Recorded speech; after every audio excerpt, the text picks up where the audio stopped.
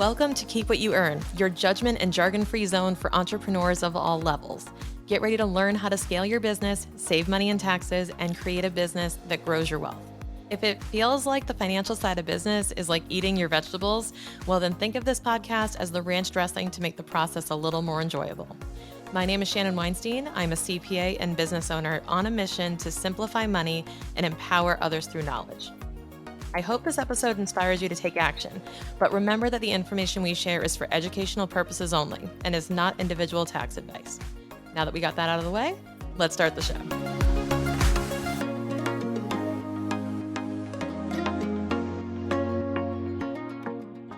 Hey, so today I'm going to tell you a bit of a story about an experience that I had recently.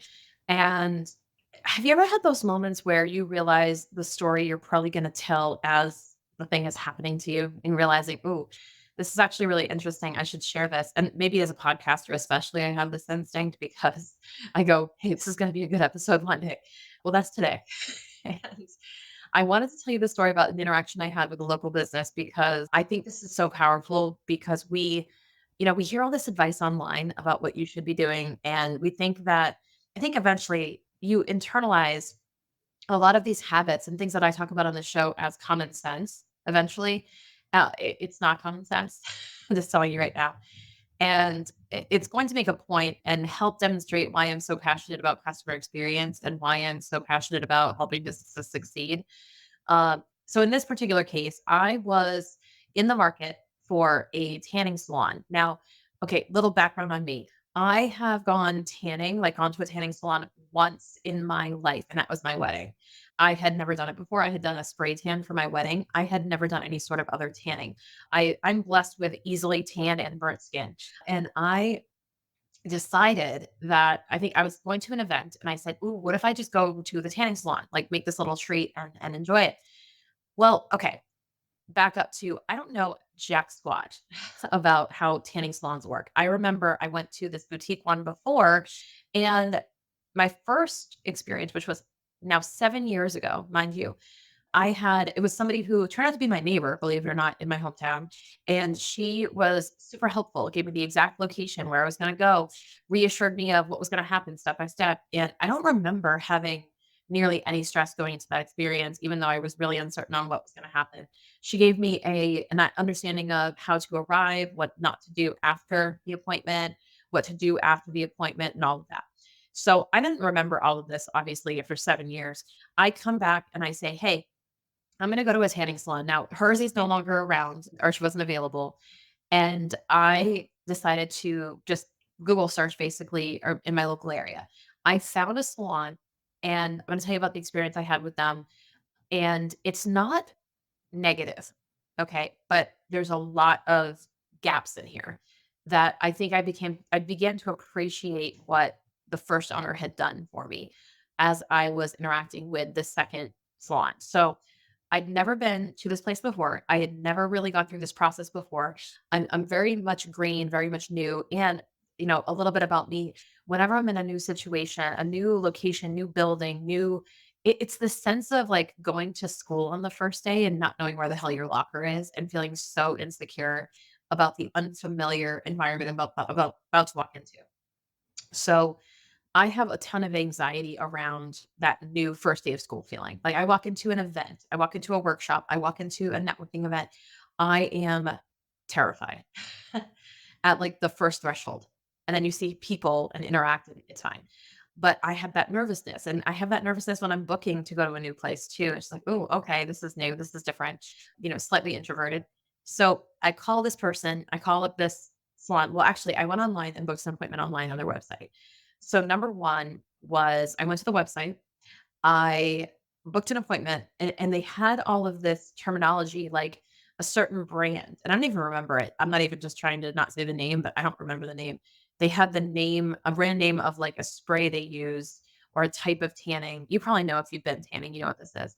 And they had all these different tones, like colors and these different scents, right? Smells that you could have.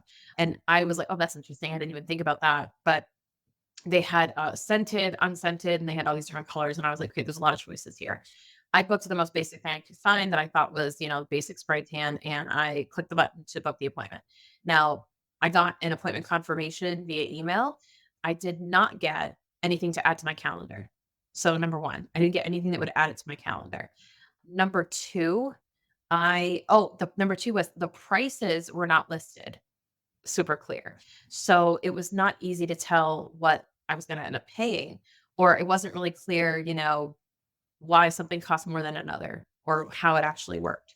And then the other thing was that when I booked the appointment, I got the confirmation email and I still felt massively insecure. I still felt like, ooh, I don't really understand how long is this appointment? How long should I plan to be there?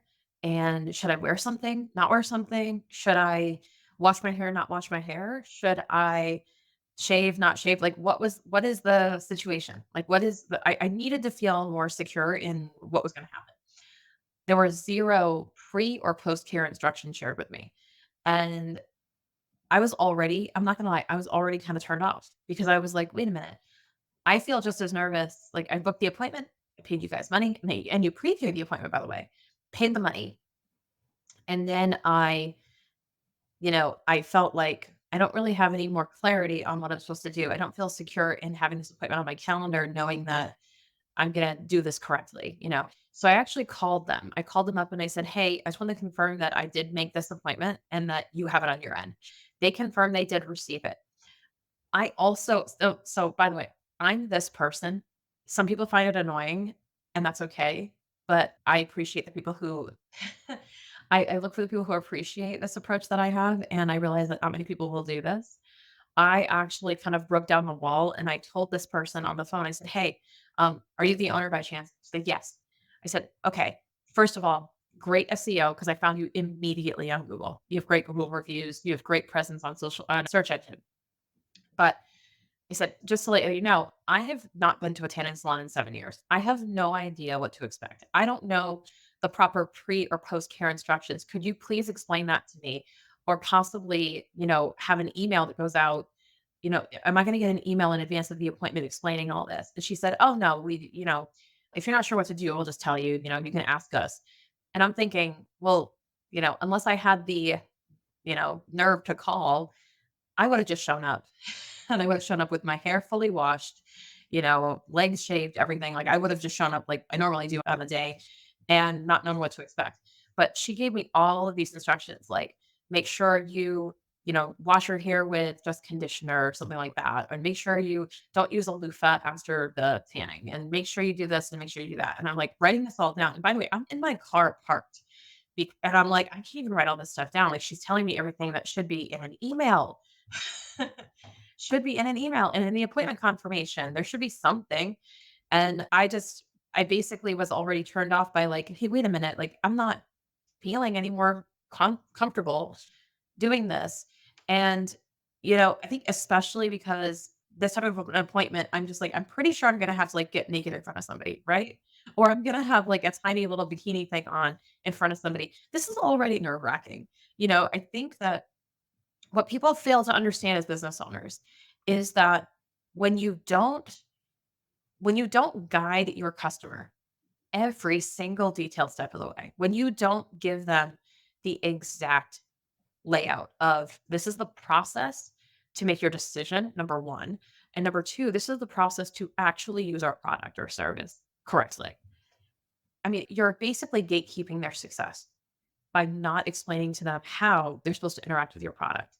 And, there were no and here's another thing. How I mentioned about the shades of different colors and the scents? They had no examples, not scratch and sniff. I know you can't smell through the internet, but I'm talking about the shades. They didn't give you they gave you like the different names of colors. It's okay. Imagine if you go on a website and you're buying makeup, okay? And they give you the names of the colors of lipstick or the names of the color of nail polish, but like no picture of the color. Let alone on someone's lips on different skin tones. You know, that is key. It would be nice to show examples so I can see someone who looks like me. I can find my tone or my color, and I know what shade I want to get so I don't look like an Oompa Loompa. I want to make sure that I'm going to walk out feeling confident because this is kind of a one shot deal of I go in and if I look like shit when I come out, like that's going to suck. So I wanted to make sure that I understood exactly what was going to happen. And I had to work too damn hard as a customer, way too damn hard as a customer to extract that out of the owner. And I want you to take that with you and go, are you doing this to your customers? Are you kind of playing hard to get? Are you making them work too hard to be successful using your product or service? How can you make it unreasonable for a client not to be successful? How can you give them so much guidance, so many tools, and so much patience that it is legitimately unreasonable to be successful because they just had to follow the program, the recipe, the color, the paint by numbers. You're giving them a blank canvas telling them to draw something. Give them a paint by numbers. It will look like the thing you want. And most people won't invest the time to do that. It comes down to a simple customer experience evaluation for yourself and go, how can I make this a little bit better? Just a little bit. One of the ways I would say to do this, I think the number one thing that could have improved this experience for me is a nurture sequence that would have happened after I enrolled and booked the appointment. It would have been ideal if I received an email shortly thereafter saying, hey, thank you so much for booking your appointment. Welcome. It looks like you're a brand new customer. Here are some maybe protocols, or here's how you should prepare for your appointment, or mark your calendar for this. It should be more elaborate, more detailed, and more comforting. And it also should have a tone of not just do this like a checklist, but it should be, hey, welcome. We know this may be your first time, and we'd love to give you a little bit more of an understanding. And even, I mean, you wanna go above and beyond? You share, like, a video walking into the space and saying, like, literally walking through, "This is what you're gonna do. You're gonna walk in, check on the front desk. Here's Susan. Say, 'Hi, Susan.' She's gonna check you in, and then come through here, and you'll see here is where you're gonna do the tanning. Here's an example of what you're gonna wear. Here's how long you're gonna be in here for. Here's all the instructions." Imagine if that happened. Somebody like me, who's just nervous to walk into a new space that's unfamiliar, oh my gosh, they would have my business for life if they would just take the time to comfort me into, yes, you're in the right place. Yes, we can take care of you and get you what you want. And here is the whole process as it's going to go. And here's how much time it's going to take. It would eliminate all concerns and all stresses for me. So keep in mind that the more information you give your customer, the better off they're going to be because some people require a lot of information to feel comfortable. And vice versa, if somebody doesn't require a ton of information to be comfortable, guess what? They're not allergic to more information. So what's wrong with just reassuring them that they're right and they know what they're doing and making them also feel successful? You can just play down to the person who needs the most information. That's how much we're going to give, period. And I would challenge you, especially if you run a service oriented business, to really unpack how detailed you are and if it's enough. And if you want to go above and beyond with customer service, I think this is one of the best ways to do it is to just overly simplify your process down to ushering them through the process. So again, unreasonable for you not to be successful in it. So I hope you can take something away from this example, just my personal experience as a customer. And I actually pointed out to them that, hey, you could do a better job of laying this out in an email because I'm a little overwhelmed by all the instructions you're giving me. And the person was like not super receptive to that. And I realized that might be annoying to some people. I took this approach that, I'd rather give the feedback and just offer this up as, hey, it would be huge value add if you could just include this into your business a little bit. And they were definitely not open to feedback. So, I think that again, if you're open to hearing stuff like this and you're open to really evaluating it, I think you're on a trajectory for success nonetheless. So hopefully you found this helpful and this story was something that you can relate to either as a customer or you can start to see your business kind of in this story and figure out ways that you can improve it.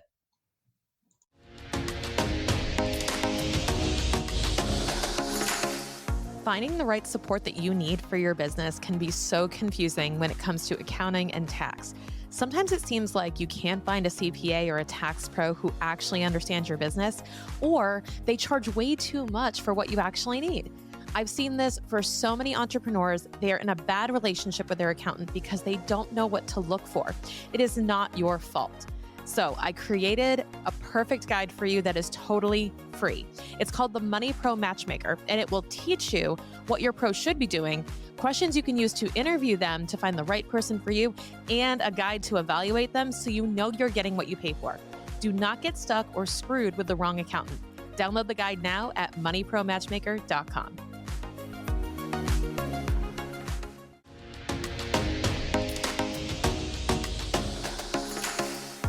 Thank you so much for listening. If you enjoyed this episode, please leave a rating and review on your podcast platform. This small action goes a long way for podcasters to get our message heard by more business owners just like you. Be sure to check out the show notes for links to information about our guests and ways to get in touch with me. We'll see you on the next episode.